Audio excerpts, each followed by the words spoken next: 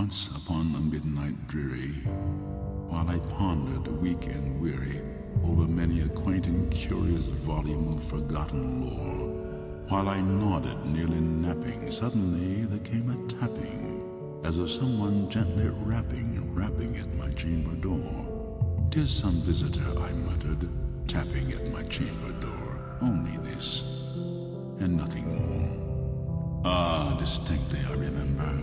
It was in the bleak December, and each separate dying ember wrought its ghost upon the floor. Eagerly I wished the morrow. Vainly had I sought to borrow from my books surcease of sorrow, sorrow for the lost Lenore, for the rare and radiant maiden whom the angels name Lenore, nameless here forevermore. And the silken, sad, uncertain rustling of each purple curtain thrilled me, filled me with fantastic terrors never felt before, so that now, to still the beating of my heart, I stood repeating, "'Tis some visitor entreating entrance at my chamber door, some late visitor entreating entrance at my chamber door. This it is, and nothing more." Presently my soul grew stronger, hesitating then no longer. "Sir," said I, "or madam, truly, your forgiveness I implore, but the fact is I was napping, and so gently you came rapping, and so faintly you came tapping, tapping at my chamber door, that I scarce was sure I heard you. Here, I opened wide the door. Darkness there, and nothing more. Deep into this darkness peering, long I stood there wondering, fearing, doubting, dreaming dreams no mortal ever dared to dream before. But the silence was unbroken, and the stillness gave no token, and the only word there spoken was the whispered word, "Lenore?" This I whispered, and an echo murmured back the word, "Lenore." Merely this, and nothing more. Back into the chamber turning, all my soul within me burning, soon again I heard a tapping somewhat louder than before. "Surely," said I, "surely that is something at my window lattice. Let me see then what thereat is, and this mystery explore. Let my heart be still a moment, and this mystery explore. 'Tis the wind, and nothing more."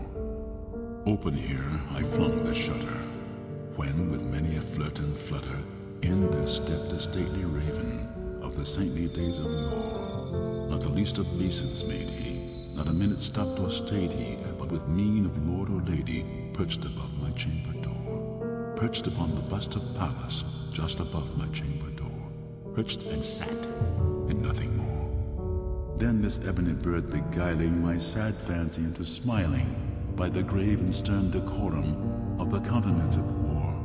"Though thy crest be shorn and shaven, thou," I said, "art sure no craven.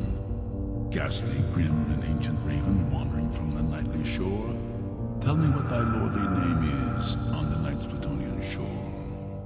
Quoth the raven, "Nevermore." Much I marveled at this ungainly fowl to hear discourse so plainly, though its answer little meaning, little relevancy bore. For we cannot help agreeing that no living human being ever yet was blessed with seeing bird above his chamber door, bird or beast upon the sculptured bust above his chamber door, with such a name as Nevermore. But the raven sitting lonely on the placid bust spoke only that one word, as if his soul in that one word he did outpour. Nothing further than he uttered, not a feather than he fluttered, till I scarcely more than muttered, "Other friends have flown before. On the morrow he will leave me, as my hopes have flown before." Then the bird said, "Nevermore."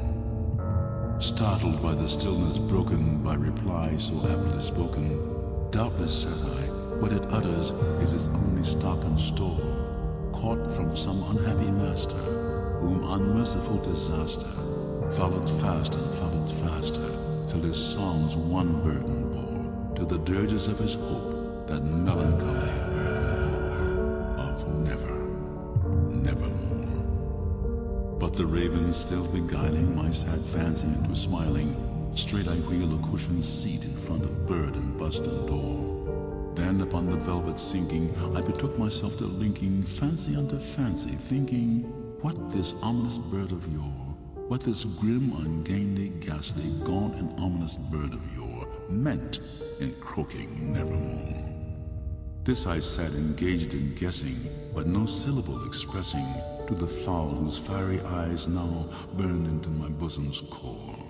This and more I sat divining, with my head at ease reclining on the cushion's velvet lining, that the lamplight gloated o'er, but whose velvet violet lining the lamplight gloating o'er she shall press, nevermore. Then methought the air grew denser, perfumed from some unseen censer, swung by seraphim whose footfalls tinkled on the tufted floor. Wretch, I cried, thy God hath lent thee, by these angels he hath sent thee, respite and nepenthe from thy memories of Lenore. Quaff, oh quaff this kind nepenthe, and forget this lost Lenore. Quoth the raven, nevermore. Prophet, said I, thing of evil, prophet still if bird or devil, whether tempter sent or whether tempest tossed thee here or shore. Desolate yet all undaunted on this desert land enchanted, on this home by horror haunted. Tell me truly, I implore, is there balm in Gilead? Tell me, I implore. Quoth the raven, nevermore. Prophet, said I, thing of evil, prophet still if bird or devil, by that heaven that bends above us, by that God we both adore, tell this soul with sorrow laden, if within the distant Aden, it shall clasp a sainted maiden, whom the angels name Lenore, clasp a rare and radiant maiden, whom the angels name Lenore. Quoth the raven, nevermore. Be that word our sign of parting, bird or fiend, I shrieked upstarting. Get thee back into the tempest and the night's Plutonian shore. Leave no black plume as a token of that lie thy soul hath spoken. Leave my loneliness unbroken. Quit the bust above my door. Take thy beak from out my heart and take thy form from off my door. Quoth the raven, nevermore. And the raven, never flitting, still is sitting on the pallid bust of Pallas just above my chamber door. And his eyes have all the seeming of a demon's that is dreaming, and the lamplight o'er him streaming throws his shadow on the floor. And my soul, from out that shadow that lies floating on the floor, shall be lifted